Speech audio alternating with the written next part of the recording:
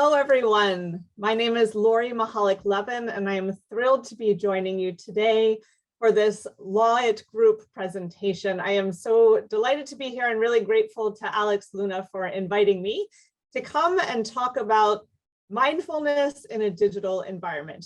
I'm joining you today in this rainy morning in Washington, D.C. And just to give you a tiny little introduction to myself, I wear three main hats in life. One is that I am a healthcare regulatory lawyer.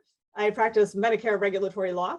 Two, I run a program called Mindful Return that helps new parents transition back to work after parental leave and supports working parents in general.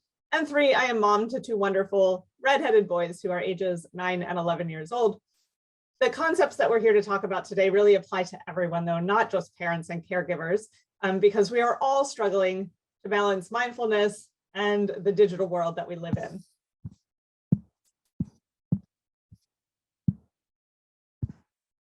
As I pull up my slides here, I mentioned we're going to be talking about mindfulness in a digital environment. We're going to get into what mindfulness even is and means and what digital environment we're living in. But in the meantime, as we are starting off, I want to invite you to give yourself a gift during this presentation. And the gift that I invite you to give yourself is to do exactly one thing. I know if you're watching this remotely, it might be the middle of your workday, it might be the beginning or the end, and maybe you're inclined to multitask. And the research has shown that multitasking actually slows us down. Yes, we can multitask things that require repetitive movement, like unloading the dishwasher and listening to a podcast. But when it comes to doing two things that require your brain, we really can only single task. And so the gift that I'd invite you to take right now is to just sit and breathe and mindfully listen for the next couple of minutes and see if there are any strategies that you can walk away with. During the pandemic, we have been, as a species, in a state of fight, flight, and freeze. That's with respect to all of the fears and anxieties that are coming at us. There's a wonderful psychologist named Christine Runyon who said in an interview with Krista Tippett that we have experienced a species level trauma. So all of our nervous systems are a little bit heightened and agitated as they have been over the past couple of years. There's also a name for what many of us have been feeling in our work and in our homes. And Adam Grant has called this feeling languishing, right? It's the state of stagnation and emptiness. We're muddling through our days, looking at life through a foggy windshield. Yes, things are better than they were 2 years ago, and still we are trying to come out of it. There's also data on increased levels of burnout over the past couple of years. This always on, digitally always on, work always on, parenting, home, caregiving, always on culture for the past couple of years has really led to massive increases in burnout. We're looking at, a third of men and almost half of women in 2021 saying that they're burned out. So what are we going to do about it? We're going to talk about this today and find some strategies that can help us to calm our own nervous systems.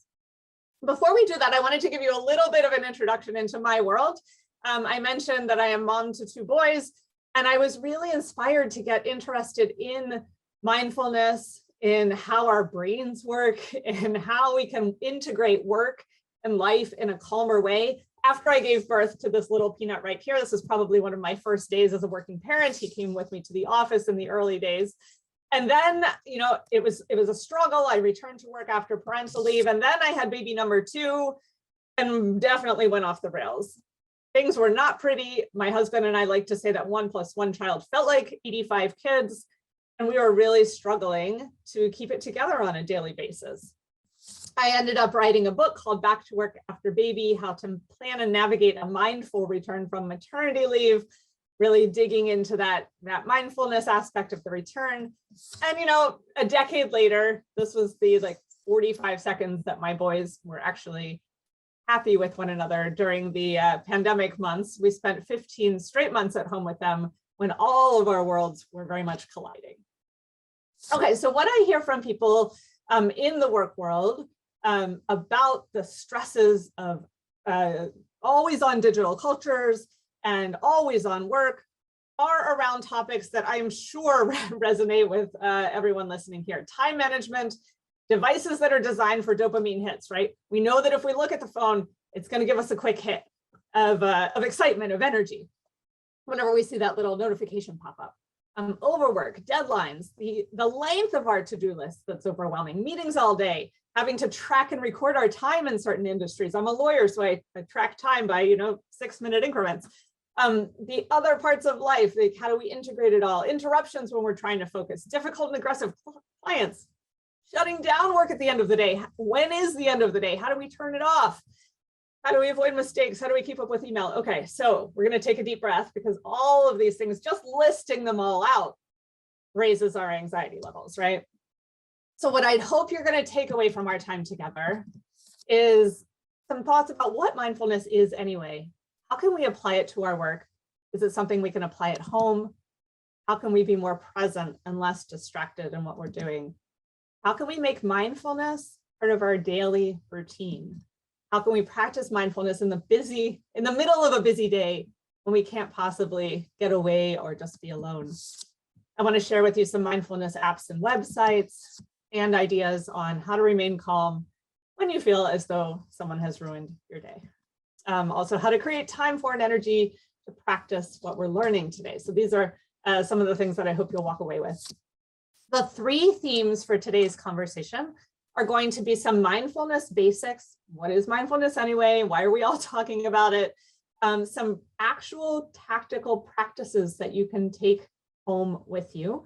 And this is what I'm going to be calling my fruit basket, where I'm going to offer you a lot of different options, and you can pick and choose the ones that taste the best to you. And then number 3 is making mindfulness a habit. How do we make sure that we are making it a ritual and a routine so that the benefits of it continue to accrue over time? Okay, so everything that I'm going to be talking about today is not rocket science. It is all simple. These are concepts that you may have even heard of before, but that doesn't make them easy. That doesn't mean that you get the benefit just by knowing about them. You actually have to implement them. So nothing complicated here today, but you do need to think about how you might implement it into your own life. Okay, so mindfulness basics. We know that today's youth are digital natives, right? I mean, they're practically born with a screen in their hands, and they know how to use the apps before we do. And then by the time you get to be a grown-up, we have all these different apps and we're using them all the time.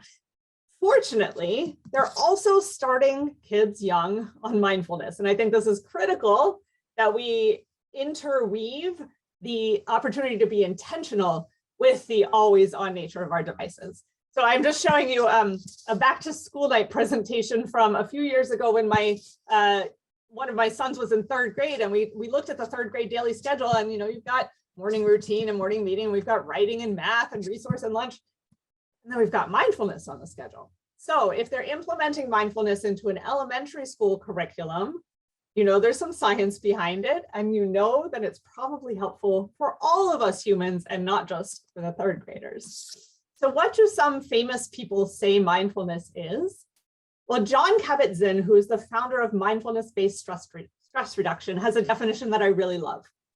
He says, mindfulness is awareness that arises through paying attention on purpose in the present moment, non-judgmentally. Thich Nhat Hanh, the father of mindfulness, who actually recently passed away, he says, breathing in, I know that I'm breathing in. How many of us recognize that moment that we're actually breathing in? Not too often, right? And then Sharon Salzberg is another famous mindfulness instructor, co-founder of the Insight Meditation Society. And she says, mindfulness is paying extraordinary attention to ordinary experiences, being really aware of the ordinary things that are going on around us. I also like this distinction between stress and mindfulness.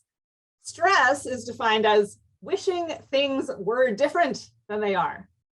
And mindfulness is being in, judging, or not judging rather, observing and accepting the present moment for whatever happens to be happening in that moment. It doesn't mean that you don't try to change things in the world. It just means first you're sitting and accepting them. So I encourage you to just pause for one moment and think about a mindful moment that you've had in the past week. When have you sat and said, oh, wow, I really saw that leaf on the tree, or I noticed the freckle on my son's face, or I saw the dust on my computer and it told me, oh, maybe I should probably clean this up. When were you really present in the moment? Just think about that.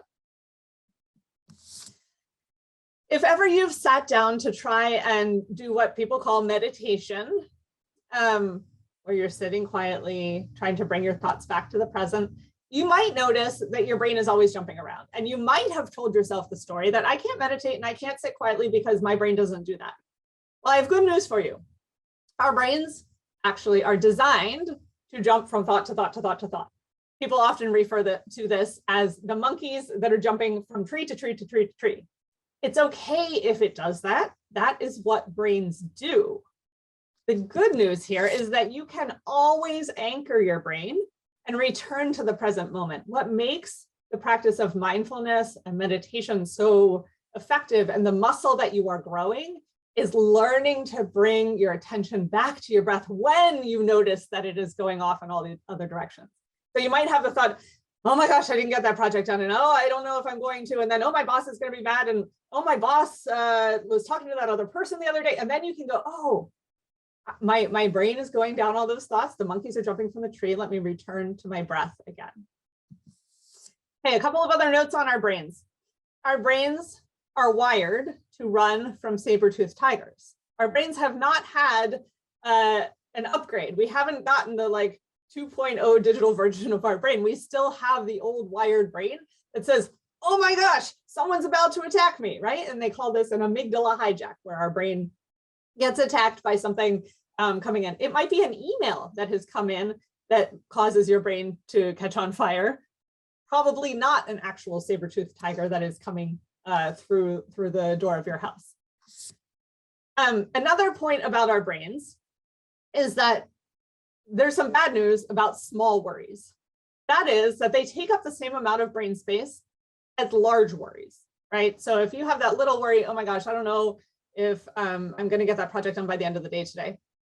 Or maybe it's a teeny worry, like, I don't know if I check that one thing off my list, right? That little worry can take up as much brain space as all the big worries. There's also a positive thing about small little worries, though, which is that if we make small, tiny changes, it can have an outsized big impact on the functioning of our brain. Here's an example. The neuroscience research says it takes only 17 seconds of holding a positive thought or feeling for your mind to start transitioning from a negative state toward a more uplifting state. So yes, we can have that same loop that goes around and around in our brains that really agitates us and takes all day, but we can also pause and start to think in positive directions for even a tiny period of time. And that can uplift our mood and change the way that we're thinking about everything in our world. Mindfulness as a practice, when we do this over and over, we're catching our thoughts, we're bringing them back to the present, actually creates new neural pathways. I'm not going to read this slide, but I just want you to recognize that there is science, there is research saying that our brains are actually changing. There are changes in areas related to attention and executive function. Behaviors around self-control and organization are literally being rewired when we are doing these practices. So what are some of the practices that you can engage to participate in this mindfulness that everybody is raving about? So as I said, this section is your fruit bowl. You can pick and choose. There are going to be things in this section that you probably say, yeah, it doesn't appeal to me at all. And then there might be things in this section that you say, actually, I'll give that a try and just see if it works. Okay, so sample with me here. The very first practice is literally a piece of fruit. And I'll give some credit to a wonderful pediatrician named Dr. Steve Silvestro for teaching me this practice. So what you do is you take a grape, and a grape is a really wonderful piece of fruit to do this with because it has all sorts of different textures and temperatures. And so, at some point, get the grape out of your refrigerator, get a bunch of grapes for your family, and you can all sit around the table and do this practice. And what I want you to do when you're actually, I'm going to describe it. You probably don't have a grape right now. If you do, press pause and go get the grape. You're going to take the grape and you're going to feel it and look at it and study it. Then you're going to put it into your mouth and see what it feels like and the sensations of the grape. And then slowly you'll take a little bite and see what happens, and see what happens on your tongue whenever some of the juices come out of the grape. And do you feel the seeds in there? And then you'll swallow it and see what taste is left. And it's really a practice in mindfully observing what happens through the entire process of eating that one tiny little piece of fruit, right? It's a great way to train your brain how to observe all the different senses in one tiny little object. There's another practice that I commend to anyone who has emails bombarding them and text messages bombarding them and children screaming at them and all the things. And that is a practice called centering. Now, we often think of professional athletes as being very good at centering in their bodies. So here we've got a volleyball player who is about to set the ball. Before she sets it, she centers in her body, she gets really grounded. If you've ever watched a baseball game, you probably have noticed, or maybe you haven't, but take a look next time, that before a pitch is thrown, all the players in the outfield take a step forward. They get into their bodies and they get ready for the next play. This is the Washington Nationals because I live in DC. It's a sort of depressing place right now because we lost Juan Soto and all of our good players, but anyway, I'm still a Nats fan. So how does this centering practice relate to work? How does it relate to the digital world? Well, it is something that we can do anytime we have just gotten an email that makes us go, oh my gosh, what am I going to do about that email? Or we've gotten pinged by a text message we didn't want to receive, or our children have stormed into our office and they're fighting with each other. We can always center in our bodies and restore ourselves with a really simple practice, one that I'm going to lead you through right now. So the first thing that you're going to do is you're going to wiggle your toes on the ground and sit up straight in your chair and wiggle around and find a comfy spot. Wiggling your toes around and thinking about what your feet are doing helps to move your attention from that spiraling monkey brain down into your body. So what you're going to do is you're going to take a deep breath in for 4 seconds, and then you're going to let it out for 6 seconds, lengthening your head and your neck and your spine. And I'm going to count you through this, okay? And we're going to do it twice. And then when you take your second breath, you're going to focus on the center of your body, okay?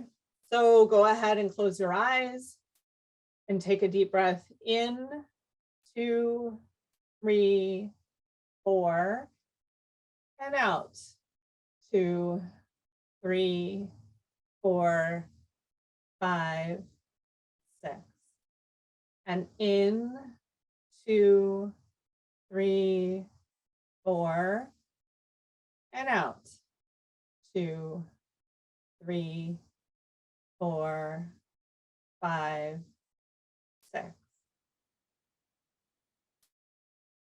And just let your breathing return to normal. And ask yourself, what did you notice? Did you notice any relaxation of your muscles, a settling of your nervous system? I hope you also noticed how little time that took. Right? This is something we can literally do between client calls. It's literally something we can do right after our phone wakes us up with its alarm in the morning, right? We can do this periodically throughout the day. In fact, I would invite you and challenge you to see how many times a day you can take that deep centering breath. There's another breathing practice that I wanted to offer to you because the Navy SEALs use it, and so I know it's super effective. This is a practice that I use when I really can't get my brain out of those spiraling thoughts, and I've gone down a pathway of ruminating about something. So what happens here is that, and there's a counter on the screen that will guide us through it. But basically, you're going to be drawing a box with your nose and going, up, down, over, and down, up, over, down, and over. And you're going to breathe in, 2, 3, 4, hold 2, 3, 4, breathe out 2, 3, 4, and hold 2, 3, 4. Now, this requires a lot of attention, and that is the idea, right? The idea is to take you out of the worrying about a particular problem or the urge to go check your phone. It is intended to make your prefrontal cortex of your brain active so that you can center and be present and get out of that rumination that you might be in. So let's try this one together. You can close your eyes if that's helpful, but we're going to do breathe. We'll wait till the counter starts again. Okay. In, 3, 2, 1, hold, 3, 2, 1, breathe out, 3, 2, 1, hold out, 3, 2, one more time around the box. Breathe in, 3, 2, 1, hold the in breath, 3, 2, 1, breathe out, 3, 2, 1, hold the out breath, 3, 2, and 1. The next offer that I have for you in our fruit basket is not a breathing exercise, but is a color meditation. And it's something that, I like doing with my kids because it's super easy, and I like doing it myself. You can be anywhere on the planet to do this one. And really the idea is that you just pick a color and then look around you and find everything that is that color. See, I said everything today was going to be simple, but maybe not easy, and maybe not easy to remember. So just look around you right now. Let's pick yellow, okay? And look around you right now. I see a yellow notebook. I see some yellow lip balm. I see some yellow in the colors on my water bottle. And it, again, engages your brain in a way that causes you to focus on something specific that isn't your worry of the day.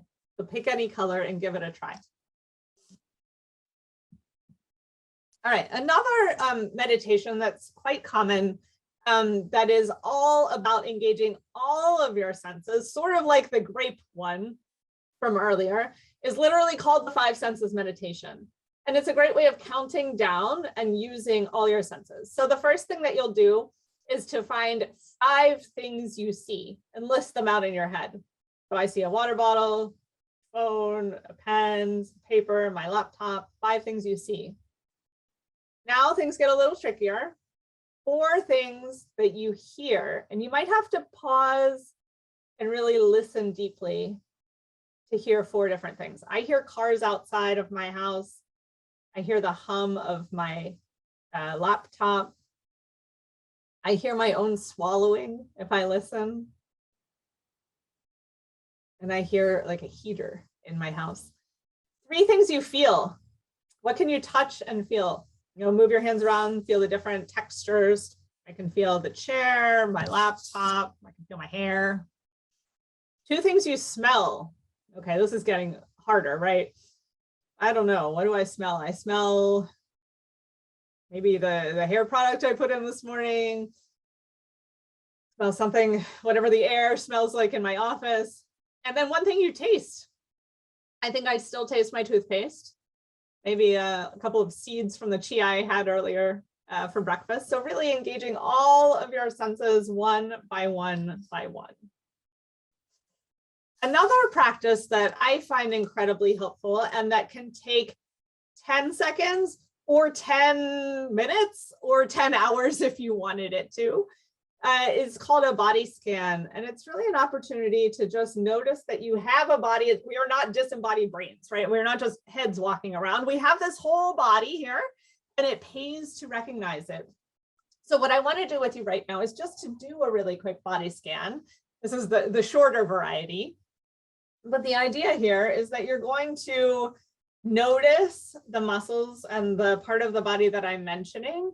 And then you're going to relax that part, right? You're going to just sort of let the tension go from that part of the body. You can do this from toes all the way up through your head, or you can do it from your head all the way down to your toes. Why don't we start with our head just right now? You can close your eyes if that's helpful. And just feel the top part of your head and your forehead relaxing. Let your muscles just open and relax. Feel your eyes and the area around your eyes. Unclenching, relaxing. Work your way down to your ears and your cheek muscles.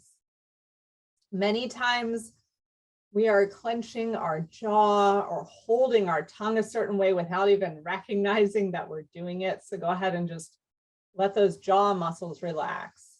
Let your tongue just sort of flop around in your mouth. Move down into your neck. Notice your neck muscles, your shoulders, let them relax. You can do a couple of shoulder circles. And move down your arms, all the way down your elbows, your fingertips. You can shake out your hands a little bit. Come to your chest and notice if you're holding your breath. Many of us hold our breaths many times a day. Make sure you're breathing big and open. Go down to your belly and just let your belly relax. Often we're clenching our belly. We're worried about something. We're holding it tight. Just let it be. And move into your hips and let them relax. Move into your legs and your knees. Unclench your toes and your feet. You can wiggle them out. And take one big deep breath in and a deep breath out and send all stressed out energy out through the bottoms of your feet and your toes into the center of the earth. So you can pause and do this body scan at any point. It doesn't need to be fancy. It's just a way of walking through all of your body parts. Visualization is another piece of fruit that should be in your basket. There's some research done that shows that sometimes we're actually calmer thinking about the vacation that we're planning and about to go on than the time when we're actually sitting at the beach on vacation. So we can actually make our bodies feel as though we were in that beautiful place, even if we're not there, which is a pretty powerful tool if you think about it. So visualization is simply closing your eyes, picking a place that you love to be in this world, and imagining yourself there. Think about what it smells like to be there. Think about what it looks like. I mean, heck, I can practically hear the lapping of the ocean against the sand when I put myself there. And just take a moment to go there every day. It could be your daily getaway vacation that costs nothing and requires no travel. There's also a particular type of visualization meditation that I really like, and it's called the grounding cord meditation. And the idea is that it's helping us to feel connected to the earth below us. The idea here is that you're imagining that there is a cord that's connecting your belly all the way down through the center of the earth. And you're breathing in through that cord, and then you're breathing out down through that cord as well. So anytime you're feeling unsettled by whatever has bombarded you in life, a good way of settling your system and feeling more connected to the earth and to the world around you is simply to imagine that cord and then breathe in and up through the cord and breathe out and down back into the center of the earth. Let the earth absorb the stresses and anxieties that you're feeling. Okay, for me, mindfulness is not just about breathing and about centering, although it is all of those things, but it is also about intentionality and about choosing specific things because we want to choose them. So I have another fruit bowl to offer you all around intentional choices. One of the intentional choices is how you spend your work time, right? And Daniel Pink has this wonderful concept that he calls the most important task, or MIT. And you might think, oh, well, I do the most important thing first every day whenever I go to work. And I would challenge you to ask yourself if that's really true. So Daniel Pink says that the best way to get the right things done in your job is to be intentional about writing down the most important tasks for your day at the beginning of the day and doing that first. I know I often will put off the most important tasks because other things seem easier, I can check them off faster. They give me a quick dopamine hit, but the most important thing they might not get done. So really making the intention to do the most important thing first is key. If you're looking for focus, particularly in this age when we're being distracted by messages of, texting and Slack and all the things coming at us, I would commend to you the Pomodoro method. You may have heard of this before, but the idea is simply that you take a timer. The concept is based on the Italian Pomodoro tomato and the tomato timer that lives in people's kitchens, but you can use any timer, and you set it for 25 minutes and you pick one project and one project only to work on. And you turn off all of the digital distractions that might happen. You turn off your email, you put your phone somewhere else, and you work on that one project for 25 minutes. After 25 minutes, you can get up and walk around and go to the bathroom and check your email and all that good stuff, and then come back and do another 25-minute Pomodoro.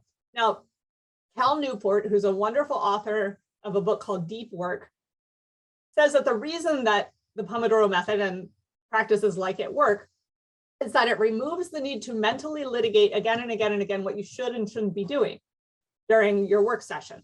So I don't know about you, but I could be digging into a project and then I get this email and I think, oh, should I attend to that? And then I'm like, oh, but I didn't do that project. And by the time 5 minutes have passed, I've been distracted from the project I was working on, and I've thought of 3 other things I should be doing, right? So if during the Pomodoro, when you're doing a Pomodoro and you get distracted and you think, oh, I should be doing that other thing, you simply write down the other thing and you come back. You come back to the practice at hand. You ignore the monkeys in the tree and you come back to the project you were working on. I'm also a big fan of the Eisenhower matrix, which can help us prioritize our projects and give us some intentionality around the types of things that we're working on in a day. President Eisenhower had this idea that the things that are most urgent are what we end up doing, but they're not necessarily the most important things. And Stephen Covey turned Eisenhower's idea into this matrix here. So the boxes are things that are urgent and important, and we should be doing those things now. Over here, we've got a quadrant that is the things that are important but not urgent. This is the box we ignore to our peril. This is the box that could lead us to that next step in our career, that could cause us to get a paper published, that could cause us to do some really intentional business development. But because there's no deadline on it, we ignore it.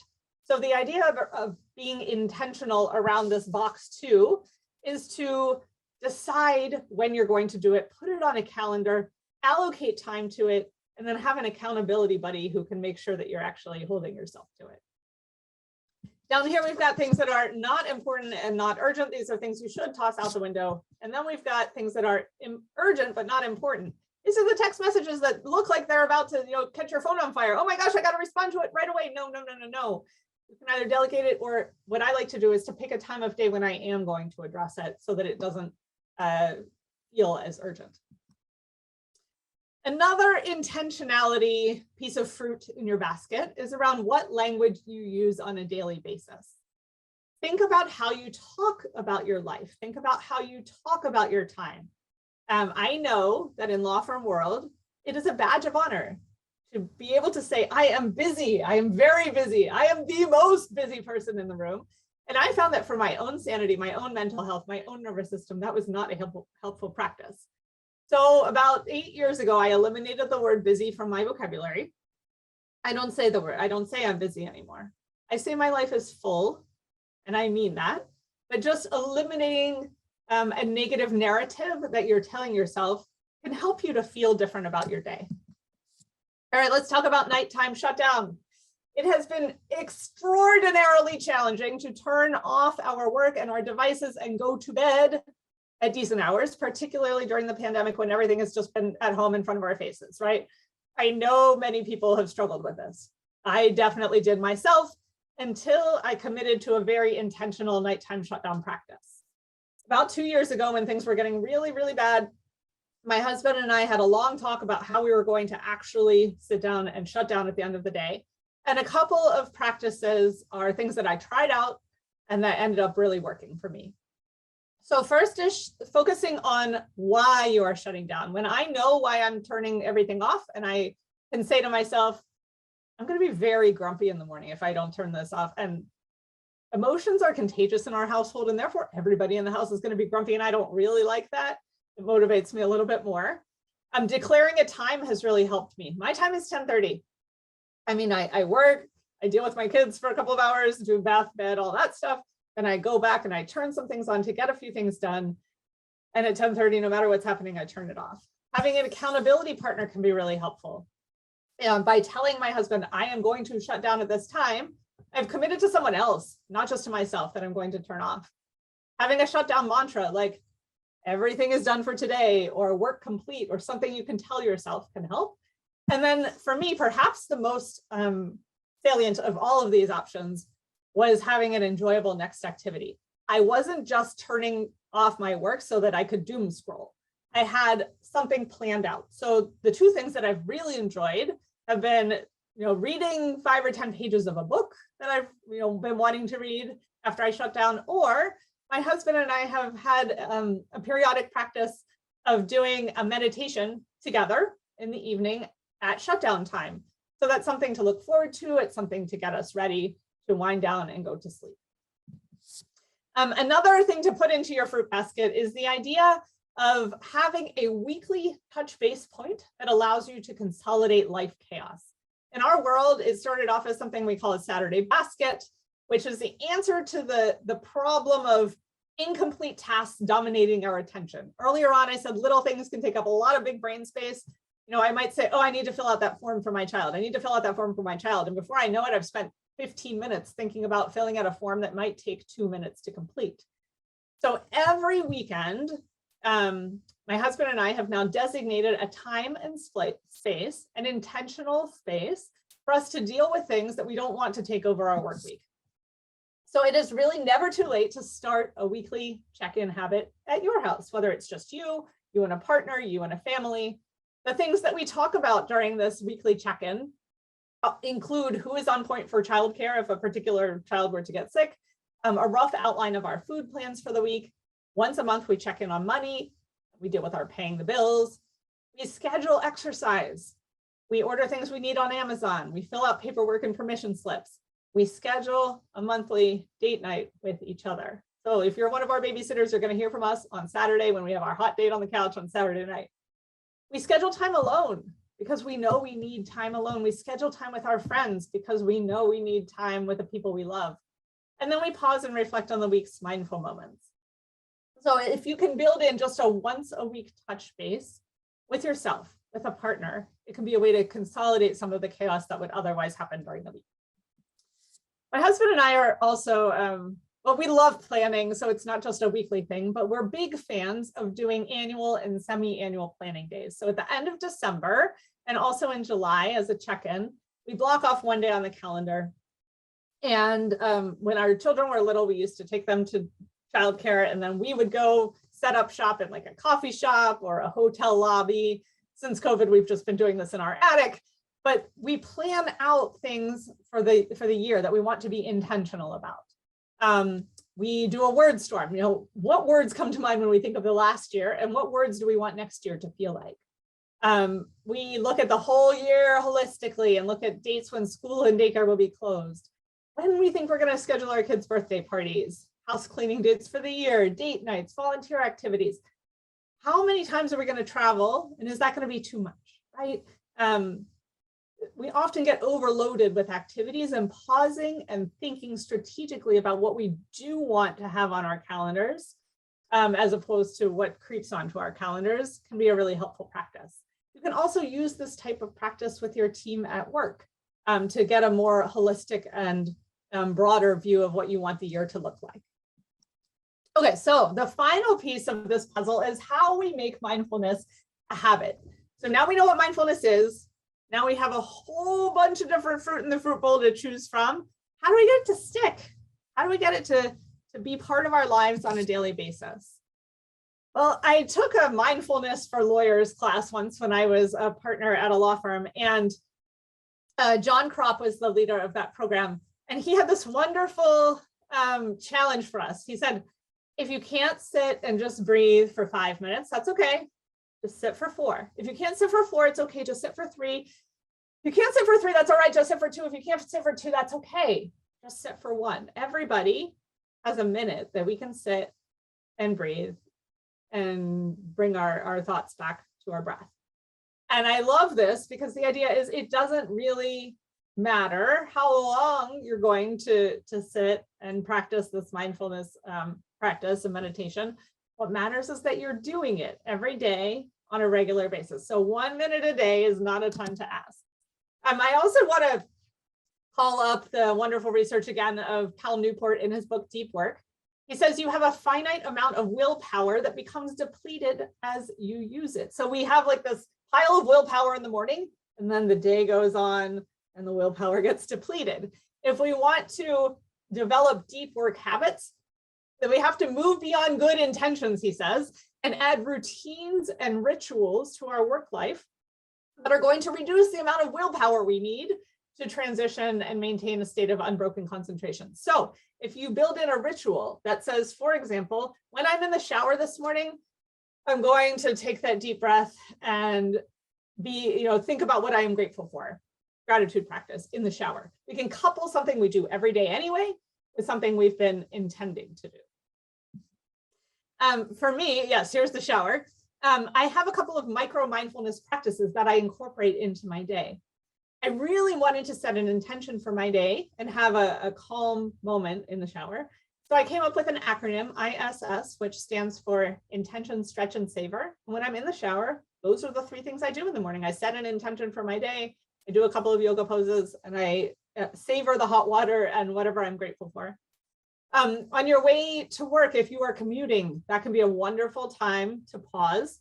I used to ride the metro in Washington, D.C., and then go sit on a park bench for a couple minutes before I walked into my office, just to be able to calm myself and reset my nervous system before I walked in the door to the office. You can do that in front of your laptop too. Before you open the laptop, sit there and take a deep breath, right? You don't have to jump right into work. Farewell and transition rituals, especially if you have children, can be helpful. My kids and I have this tradition called hug, kiss, push, where they give me one last big squeezy hug, a kiss, and then they give me a little push out the door, which helps make the transition smoother and allows us to connect in a meaningful way before we separate. Audio-visual reminders to incorporate meditation and mindfulness into our day can also help. You can set a reminder on your phone that reminds you to spend 1 minute right now at a particular time of day, breathing, doing a centering practice. And I am a huge fan of meditation apps. They are plentiful out there in the market. The time spent on meditation apps in the US as of a couple of years ago was 63% on Insight Timer, 17% on the Calm app, 13% on Headspace, and 7% on others. So go ahead, go dabble. I know Insight Timer just happens to be the one that I use, and it also is a free app. So you can explore their huge library of meditation offerings. You can also find me and my work on Insight Timer. I have a number of meditations and a number of talks. One of them in particular is about shutting down at the end of a workday. So if you're looking for more information about that, you can find my talk about how to shut down at the end of a workday on Insight Timer. If you just look up Mindful Return, you should be able to pull up the library of things that I have uploaded. Okay, so a final energy reminder as we close. I want everyone to remember here that idleness, meaning like we're not doing anything, including not checking our phones, like doing nothing, is not just a vacation, an indulgence, or a vice. It is as indispensable to the brain as vitamin D is to the body, and deprived of it, we suffer a mental affliction as disfiguring as rickets. It is paradoxically necessary to getting any work done. Our brains need to stop. Our brains need to rest. We are worthy of pausing and breathing. Please think about one thing from this conversation that you would like to carry forward with you. I know I threw a ton of resources and options and practices at you. Pick one. Let's start small here. Just pick one that resonated. And I challenge you to incorporate it into your day for, let's call it the next week, and just see what happens.